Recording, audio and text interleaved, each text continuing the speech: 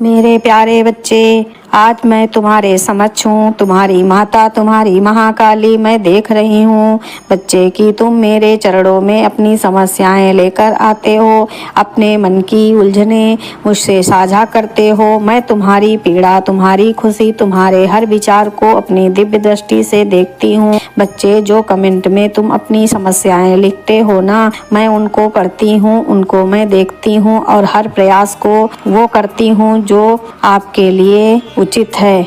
मेरे बच्चे, तुम्हारी समस्याएं जल्द ही समाप्त हो जाएं। मेरे प्यारे बच्चे, आज ऐसी ही कुछ बात करने आई हूँ, लेकिन इस बार मैं जो तुम्हें बता रही हूँ वो बिल्कुल सत्य है मेरे बच्चे। लेकिन इस बार जो मैं तुम्हारे लिए सोच रही हूँ वो कुछ उलझनों से भरा हुआ है बच्चे। वे केवल उलझन ही नहीं बल्कि कुछ ऐसा है जो मुझे भी विचलित कर रहा है बच्चे। तुम्हारा घर कभी प्रेम, शांति और समर्पण का स्थान हुआ करता था, अब एक ऐसे कवच में फंसा हुआ है जहाँ पर हर दिशा में केवल संघर्ष, अनबर और दर्द दिखाई दे रहा है।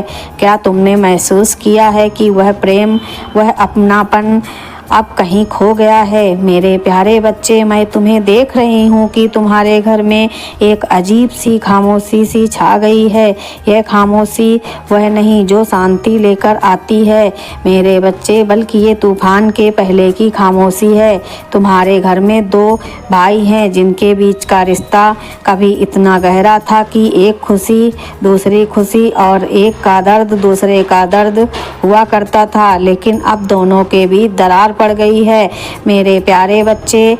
तुम्हारे बड़े भाई जो तुम्हारा अपने छोटे भाई का मार्गदर्शन करते थे, अब उनसे कट गए हैं। उनके चेहरे पर भी मुस्कान नहीं रही जो कभी परिवार का आधार हुआ करती थी। छोटे भाई का स्वभाव पहले विनम्र था, सौम्य था, अब आक्रमण हो गया है बच्चे। हर छोटी छोटी बात पर बहस होती है, कभी पैसे को लेकर, कभी घर के सामान को लेकर। बच्चे, तुमने ऐसा कभी देखा नहीं होगा कि घर के खाने के मेज में दोनों के बीच कितनी तीखी बहस हुई थी मेरे बच्चे। बड़े भाई ने कहा, मैंने इस घर को संभालने के लिए कितनी मेहनत की है और तुम इसे बर्बाद कर रही हो।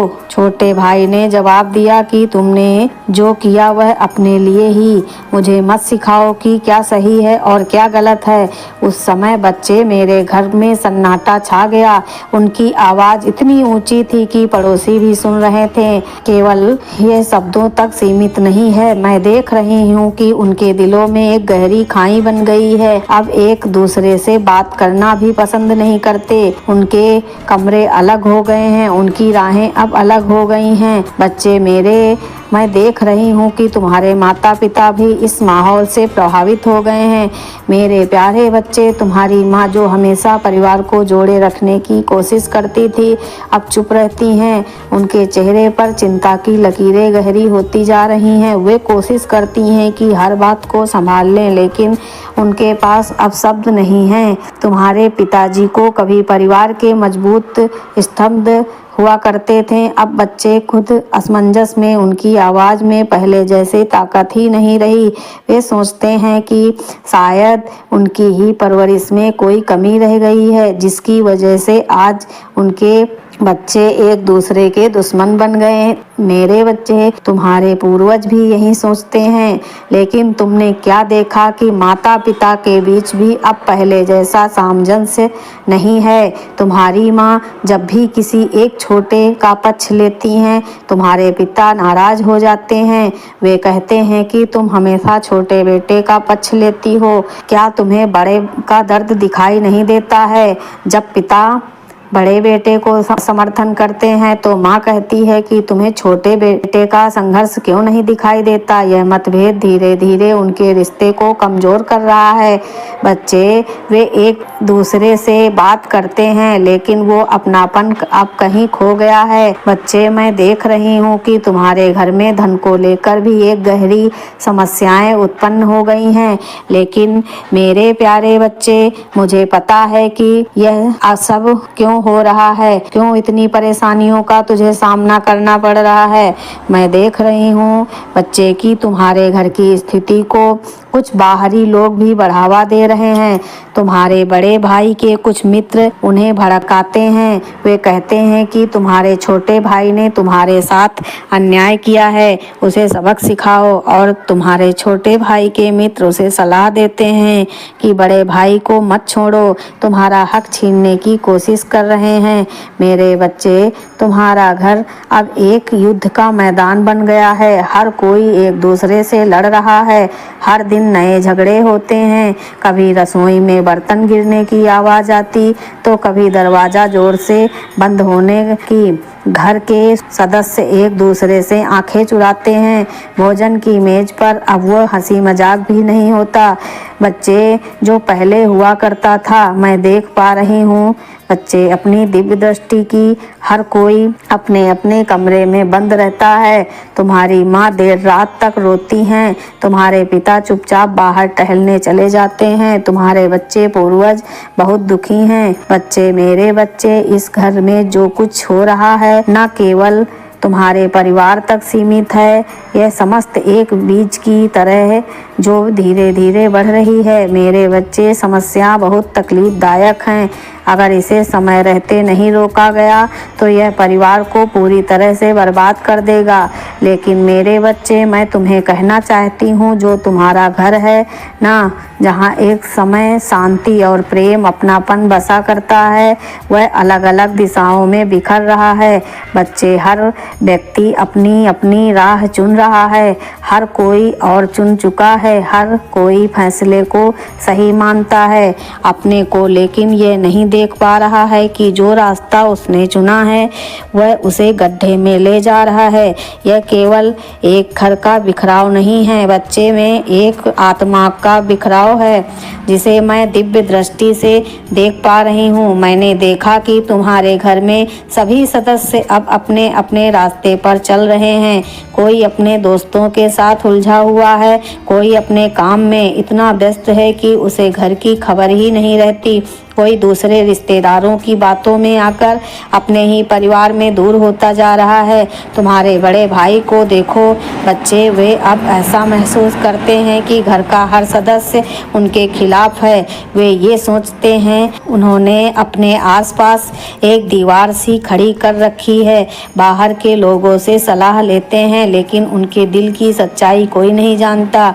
वह सोचते हैं कि उनकी राह सही है, लेकिन वह यह नहीं देख पा रहे हैं बच्चे की जिसे रास्ते पर वे चल रहे हैं वह उन्हें अकेलापन की ओर ले जा रहा है। मेरे बच्चे, मैं जानती हूँ कि तुम चाहते हो तुम्हारा परिवार एक साथ रहे, एकजुट होकर रहे, लेकिन अभी ये समय ही कुछ ऐसा है कि बच्चे बिखर रहा है। तो छोटे भाई का हाल भी अलग ही नहीं बच्चे, वह भी अपने दोस्तों की बातों में आकर भटक गए हैं।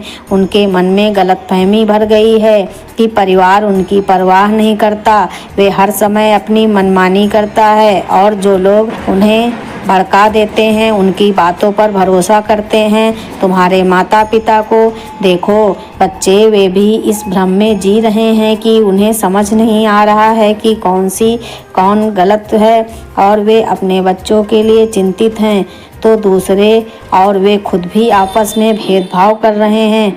मेरे प्यारे बच्चे, अब पहले जैसा कुछ भी नहीं रहा। घर में हर सदस्य अपनी अपनी तरफ अपना अपना मन का विचार करते रहते हैं। बच्चे, यह दिलों की अनदेखी भी है। मेरी बात को ध्यान से समझो, मैं क्या कह रही हूँ।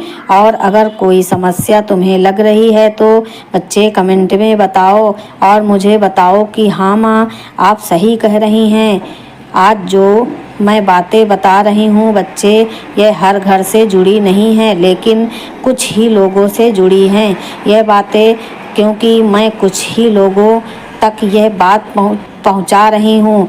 मेरी यह बात को ध्यान से सुनना बच्चे। तुम्हारे घर के हर सदस्य अब बाहरी लोगों की बातों में आ रहे हैं, वे लोगों से जो खुद परिवार के साथ नहीं रहते लेकिन तुम्हारे घर में आग लगाने का काम करते रहते हैं। मेरे बच्चे, अगर यह परिवार वालों तक ये मेरा संदेश पहुंच रहा है तो उनके परिवार तक यह मेरा संदेश पहुंचाओ, क्योंकि मैं परिवार वालों तक भी यह अपना संदेश पहुंचा दूँ। दूंगी, यूनिवर्स का मैसेज पहुंचा दूंगी जिससे उनके परिवार में सुधार आ सके। बच्चे, अगर तुम तक यह संदेश पहुंचा है तो तुम अपने परिवार वालों तक ये संदेश पहुंचाओ जहां यह सब चीज़ें चल रही हैं।